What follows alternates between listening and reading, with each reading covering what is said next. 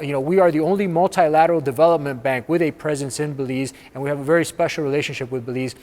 So we've initially provided about almost $500,000 in order to have access initially for down payment on the COVAX facility for the vaccines, which would provide about 250,000 doses in Belize, which would really cover about 30% of the population. And the reason why we have been so forward-leaning in regards to reprogramming this $1 billion and ensuring that all of our member nations all of our borrowing nations have access to the vaccine, and particularly countries like Belize, which have been so reliant on the tourism industry. We want you to be able to reactivate your economy. About 40% of your economy in Belize is based on tourism. 50% of your exports, more or less, are also based on tourism.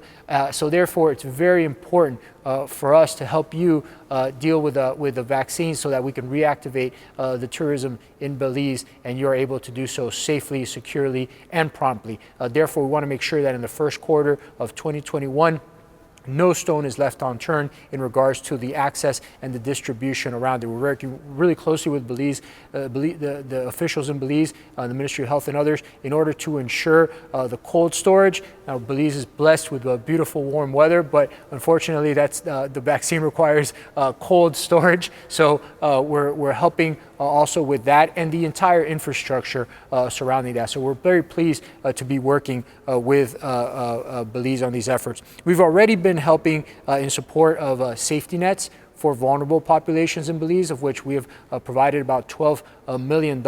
And that was particularly important. It was a fastest disbursing investment loan, which was allowed cash transfers for over 60% of people in Belize who were previously formally employed, and over 9,000 people who were employed in the informal sector to help support that safety net. So Belize has been very present in our mind. We want to continue working closely with the authorities there to help the people there and to reactivate the economy as promptly as possible, which is why we've been forward-leaning to be able to provide assistance for vaccine acquisition and distribution in the first quarter of 2021.